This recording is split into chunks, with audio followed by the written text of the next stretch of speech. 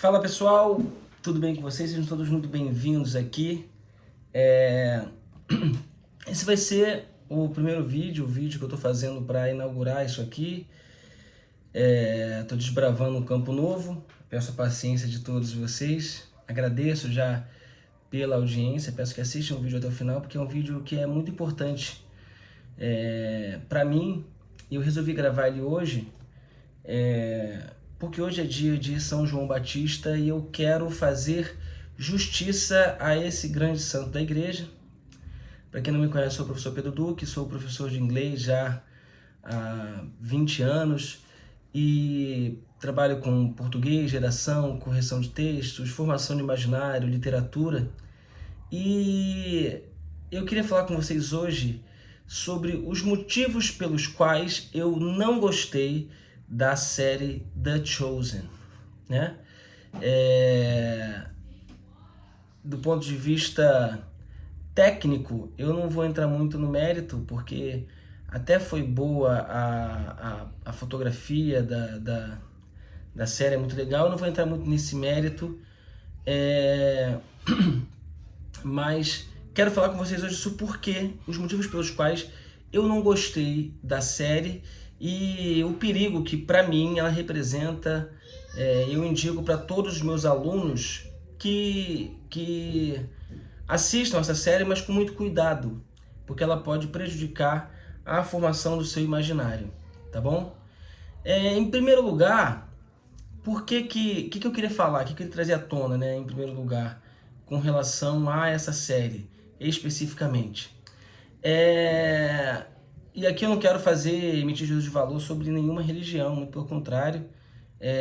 Eu sou um professor católico, mas não quero emitir juízo de valor sobre religião qualquer.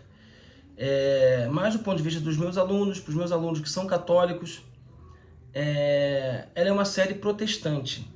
E por conta disso, ela tem uma série de problemas sobre o ponto de vista católico, para quem vai olhar para a série como um espectador católico, e ela pode passar com esses problemas todos despercebidos, sabe? É uma série que afinal fala de Nosso Senhor, uma série que fala sobre a escolha dos discípulos, né? Esse é o título, The Chosen, os escolhidos. E para mim esse é o principal problema da série, assim. O que se faz, na verdade, é um desmérito, uma desonra em relação aos 12 apóstolos do Nosso Senhor, né? Sobretudo, mais do que aos apóstolos, faz-se um descaso, faz-se uma irreverência a duas pessoas que são dois pilares da fé católica. A primeira é a Virgem Maria e a segunda é São João Batista, cujo dia celebramos hoje, né? Ah, mas professor, por que você acha? Eu achei a série tão legal. Eu fiz uma enquete lá no meu canal do Instagram, @opedroduque, me sigam lá. E o pessoal pediu que eu fizesse esse vídeo, gravasse esse vídeo, então eu tô lançando esse vídeo até com uma abertura aqui do canal para falar de literatura, de língua portuguesa, de redação. E aqui eu estou falando de literatura porque a Sagrada Escritura é a maior obra de literatura já escrita, cujo autor é o próprio Deus. E para mim essa série ela representa um desserviço nesse ponto. Eu fiz uma enquete, o pessoal pediu que eu gravasse o vídeo, estou aqui gravando, vou botar um link lá para o pessoal assistir aqui também. Com relação à Virgem Maria, temos diversos problemas, né? E com relação aos apóstolos também. Em primeiro lugar, a Virgem Maria, ela é retratada na série como uma mulher franzina, não tem muitos traços de beleza na imagem da Virgem Maria. É uma mulher franzina, magrinha, sem muitos predicados, uma mulher que não se destaca na série. E, na verdade, o destaque de Nossa Senhora deveria ser máximo, porque a mãe do Senhor, ela tem que ser muito bem valorizada. Mas dentro do escopo da série, você vê que Nossa Senhora, por exemplo, tem um determinado momento em que Nossa Senhora ela é retratada no nascimento de Nosso Senhor. E Nossa Senhora tem muitas dores no parto, né? Nossa Senhora tem muito sofrimento para nascer Jesus. Nossa Senhora grita. E isso é uma inverdade teológica e histórica. Nossa Senhora ela recebeu de Deus um milagre do parto virginal. Ela era virgem quando concebeu, virgem ao dar à luz e virgem depois de dar à luz. Essa questão das dores do parto, isso é uma promessa que Nosso Senhor faz, é uma punição que Nosso Senhor dá às filhas de Eva, porque Eva desobedeceu. A consequência do pecado original é a marca da dor do parto em todas as mulheres depois de Nossa Senhora, depois de Eva. Até que chega em Nossa Senhora. E Nossa Senhora, ela, por ser preservada da mancha do pecado original, ela não pode ter dor do parto. Nossa Senhora não podia ter dores de parto, porque ela não tinha pecado original para ser punida por ele. Entende isso? Então já começa aí. Nossa Senhora ela é retratada com uma mulher qualquer, como todas as outras, cheia de dúvidas, cheia de preocupações. Nossa Senhora era plena do Espírito Santo. O termo usado em grego é kekaritomene. Kekaritomene, ou seja, aquela que é transbordante da graça. O anjo, quando aparece a ela, dá uma saudação que se dá aos reis. Ave Maria. Né? Se dizia Ave César, Ave Imperador, salve o Imperador. E ela é colocada, tem poucas aparições, poucos momentos, e às vezes que ela aparece, as virtudes, os valores, a transbordância do Espírito Santo que há nela não é retratada na série. Outro caso muito peculiar é o de São João Batista, cujo dia celebramos hoje. São João é retratado como um louco que vivia no deserto, um revolucionário. No momento, São João diz que Jesus é aquele de quem ele não poderia nem desamarrar as sandálias. E logo depois, ele aparece dando esporro em Jesus, mandando Jesus agir, fazer a revolução acontecer, porque ele era o Messias que ia libertá-los do poder do Império Romano. Né? Nosso Senhor é tratado com profunda irreverência por aquele que dizia que não podia nem desamarrar suas sandálias.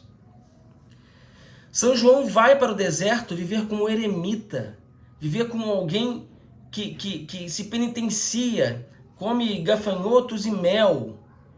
Né? Quando come, ele vive como Santo Elias, como todos os carmelitas viveram, com penitência, com uma vida de sofrimento, de oração, de ascese, de crescimento espiritual. E na série é retratado como um revolucionário. Até determinado momento, Nosso Senhor vira para ele e diz assim: você está muito magrinho, você tem que comer carne. Como se o fato dele comer carne fosse só um mero capricho. Dele ficar sem comer carne, né? A abstinência que ele faz de carne. É mero capricho. Não! É uma penitência que ele aplica para que ele possa crescer espiritualmente. Não é assim que a banda toca, não é assim que funciona. Tá?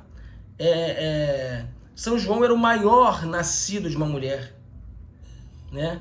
Quando nós fazemos na missa, nós pedimos, né? Por isso rogo a Santíssima Virgem Maria, a São João Batista, aos apóstolos São Pedro e São Paulo, a todos os santos, na hierarquia dos anjos, ele é colocado abaixo de Nossa Senhora, para ser retratado daquela maneira, como um homem que grita no deserto como um maluco. Não, ele gritava no deserto como um homem sábio e santo, anunciando, preparando o caminho do Senhor e denunciando os erros do povo. Essa era a missão que São João Batista tinha, né? Preparava o caminho do Senhor e anunciava um batismo de conversão, um batismo de mudança de vida. Nosso Senhor foi batizado por ele, para que São João fosse tratado dessa maneira tão irreverente. E aí vem todos os apóstolos retratados de maneira que, para mim, é absolutamente desrespeitosa. Ainda que os apóstolos naquele momento fossem meramente judeus nesse ponto, ainda não tivessem se convertido, né, ao catolicismo, a igreja estivesse nascendo ali, eles eram judeus de vida, de oração, de penitência, e sabiam suas orações de cor, rezavam o dia inteiro, diversos momentos do dia. São Pedro, por exemplo, príncipe dos apóstolos, é tratado como um molecote, sabe? Um garoto que acabou de casar e que estava sempre na malandragem, tentando arrumar dinheiro como um malandro. Por mais que São Pedro fosse um sanguíneo, intempestivo, impetuoso, ele era um homem de oração, um homem muito bem instruído. A casa de São Pedro, em Cafarnaum, era uma casa que ficava muito próxima do templo, só ficava lá quem tinha muito dinheiro. A parte em que São João mora é a parte das pessoas instruídas e cultas. São Pedro provavelmente tinha tanta ou mais instrução do que São Paulo, para ser retratado como alguém que, em qualquer mensagem que Jesus faz na Sagrada Escritura, fica chocado. Eles eram conhecedores profundos da Torá. Os apóstolos não eram um bando de pagãos que viviam por aí, não. Eles eram homens de Deus e que foram levados ao judaísmo em plenitude através da vinda de Nosso Senhor. Né? São Mateus, apóstolo, é retratado como uma pessoa autista. Até não tem problema nenhum que se faça isso, né? Há que se valorizar mesmo as pessoas com o transtorno do espectro autista. Mas a forma como é colocado isso na série, na verdade, para mim é um desrespeito a essas pessoas. Porque São Mateus não consegue compreender as nuances, ele não consegue perceber a linguagem metafórica das Sagradas Escrituras. E por isso ele vivia como um gênio, né? Muitos autistas são pessoas geniais, têm um QI elevado. Ele era uma pessoa, ele é retratado na série como alguém que sabia muito dos números, sabia muito da matemática. E aí ele vai viver como cobrador de impostos, e por isso ele é renegado pelo povo, né? Mas aí a conversão dele se dá porque ele se arrepende de ter vivido dessa maneira, traindo o seu próprio povo. Na série ele é retratado como alguém que é autista e não consegue compreender que ele estava traindo o seu povo. Como é que São Mateus vai se arrepender se ele não conseguia compreender o que estava fazendo? Um autista não vai ser culpado dos erros, dependendo do grau do autismo que ele tem.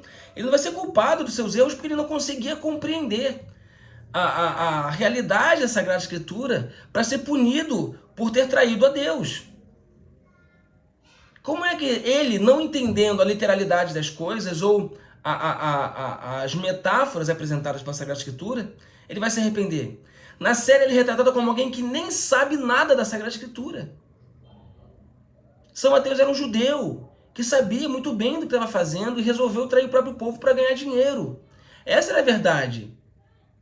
Alguém que se arrepende, alguém que muda de vida não porque não conhecia as coisas, mas porque, conhecendo, ele preferiu enriquecer, e aí depois de conhecer Nosso Senhor, a vida dele muda.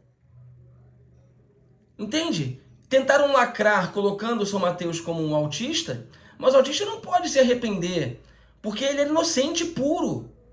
O grau do autismo que é colocado e retratado na série é de alguém que é puro, alguém que não fazia as coisas por maldade, alguém que não conhecia sequer a Sagrada Escritura. Ele não tem nada para se arrepender e mudar de vida na série.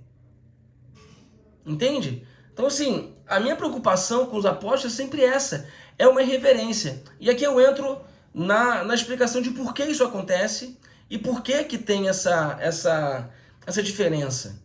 Para a teologia protestante, o protestantismo não consegue enxergar o homem como alguém que é partícipe da sua própria salvação.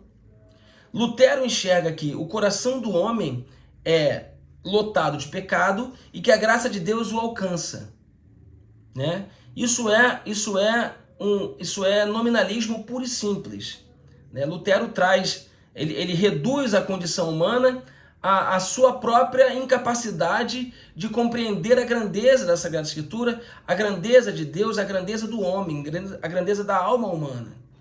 Santa Teresa nos ensina o contrário. Santa Teresa diz que dentro do coração do homem habita a Santíssima Trindade. E quanto mais a pessoa vai entrando dentro de si, ela vai chegando cada vez mais próxima da Santíssima Trindade que habita dentro dela. E que o pecado é que tenta esconder essa centelha da Santíssima Trindade. O homem é bom. O homem é bom. Em si, o homem é bom. Até porque o mal não existe enquanto ser. O mal é uma atitude. O mal precisa ser criado. O homem em si é bom. Deus viu que tudo que ele fez era bom. Para Lutero isso não acontece. Então, na teologia protestante, o homem não consegue ser visto como bom. Ele é mau por excelência.